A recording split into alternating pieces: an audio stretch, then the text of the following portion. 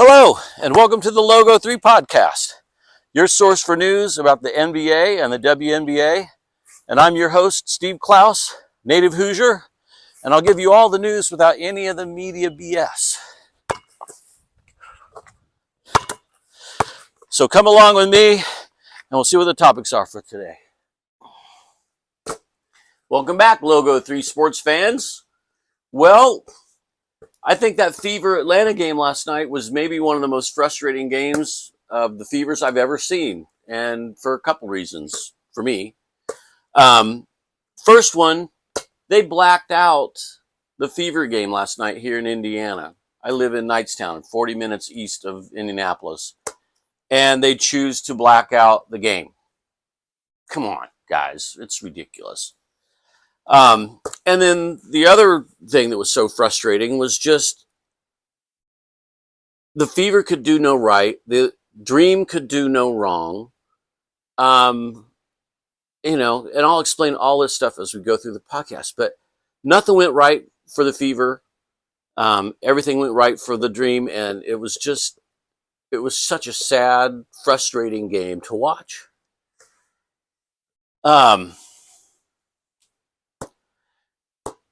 No particular order on this stuff. All I can say is DeWanna Bonner is very lucky that she's still going to be playing this season because she just about got her knee taken out on trying to recover a loose ball. And the Atlanta Dream player, I forget who it was, but just she dove right into her knees. I can't believe that Bonner avoided a season-ending injury right there. So very, very lucky.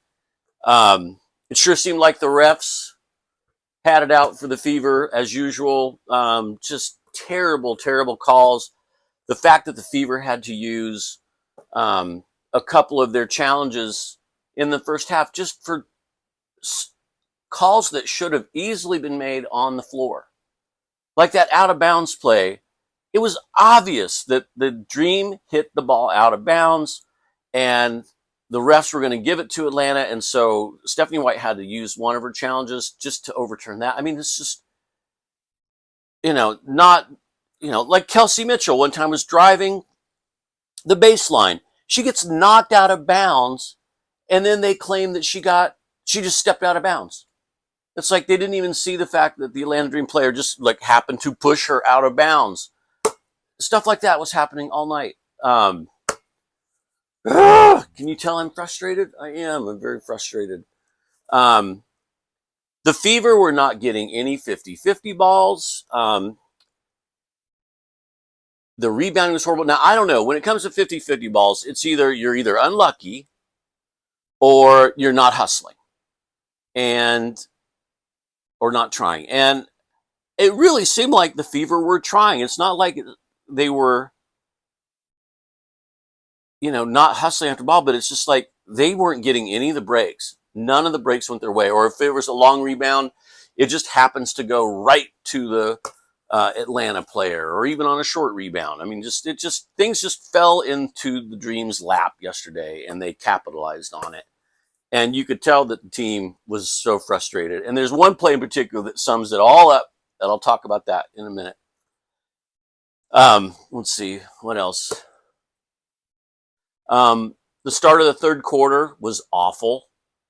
I think the Fever were only down 4 points at half, and then they come out and within 2 minutes, they're down like 12 or 14 points. I mean, it was crazy. And the one player for the Dream, I can't remember the name, but they hit all 9 or 10 points in those first 2 minutes. Like, can't anybody stop the hot shooter? Come on, guys. Let's see. Lexi Hall continues to play really, really good ball. Strong defense, assertive plays, assertive drives to the bucket. Made that one circus shot, falling down, 45-degree angle, throws it up, hits it for the and one. That might have been the play of the game. Speaking of play in the game, I've been keeping track of all the missed assists that Caitlin doesn't get credit for because her teammates either don't handle the pass or they miss the bunny or whatever. And Caitlin ended up with a 20-10 game, 20 points and over 10 assists. And there were 5 missed assists. So, let's say she should have had at least 2 or 3 more out of those. So I think she would have ended up with 13 or 14 assists had things gone the way you would think that they would go. Um, let's see, another frustrating thing, terrible free throw shooting. Even Caitlin was missing free throws. She never misses free throws. She was a 91% free throw shooter last year, and she missed, I think, 3 or 4 free throws during the course of the game. I mean, all she needed was just one more of those, and we would have at least had an overtime game, and maybe in the extra 5 minutes, maybe things finally would have gone our way a little bit, but that didn't happen. So, I mean, there's lots of plays that led to the loss last night, but it's frustrating when a team misses free throws when they're a good free throw shooting team. So anyway, um,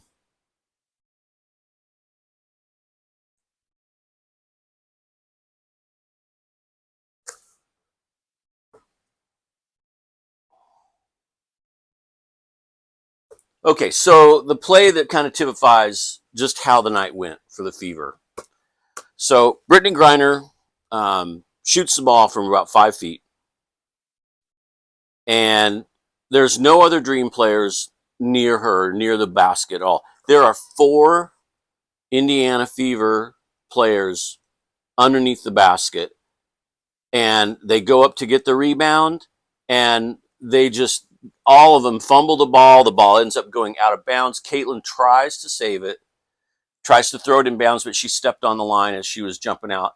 And Caitlin was so frustrated. I mean, she threw the ball right at the stanchion, and you just knew she was just so pissed off that they were just having one misstep after another last night. So that just typified how everything went for the Fever. It just goes that way sometimes. The ball did not bounce their way, literally and figuratively.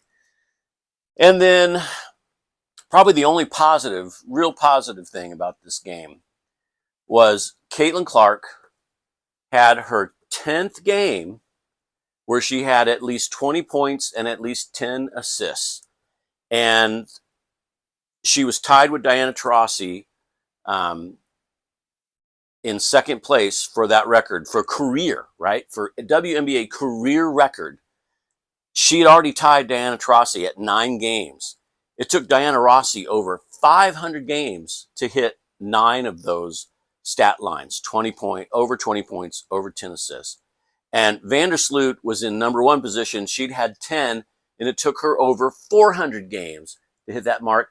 Caitlin hit that mark. She tied Vandersloot with 10 of those games at 42 games. 42 games is all it has taken Caitlin Clark to achieve that goal. And that is a huge stat line. That is the telltale sign of a great player, when they can score and they can also assist and make their teammates look better.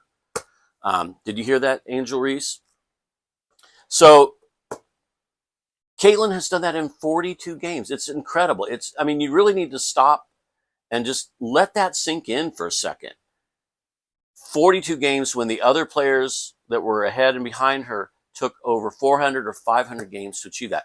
So what is where's the bar going to be set by the time Caitlin is done playing in the WNBA? I mean, it's going to be, she's going to have probably over 100 of these games. I mean, by a factor of 10, she's going to be setting the bar that much higher on that. So as far as I'm concerned, that should tell every single person out there, pundit, fan, player, mass media, Caitlin Clark is going to be the greatest player in the history of the WNBA.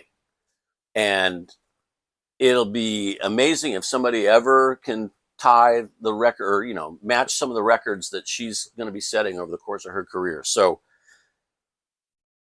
she's going to be the best ever. She already seems like the best player. She's going to be right there in the running for MVP. And I think it's probably going to be A'ja Wilson and Caitlin Clark vying for that the entire season, barring injury from either one of those guys. So no question in my mind who should win it if it's really close towards the end. So we'll see. Last little bit of frustration for me as a Fever fan. As you probably noticed, I wear tie-dyes for all of my podcasts. I make these tie-dyes. I've been doing it for 30 years. And I made this one the other day. And this is the back. So it's blue on the back and then yellow on the front, right? Fever colors. I got this idea that I thought it would be fun to give a gift of one of my tie-dyes to Caitlin Clark.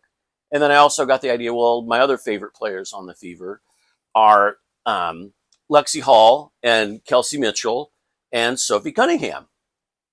So I made 4 unique tie-dyes that are yellow and blue, Fever colors.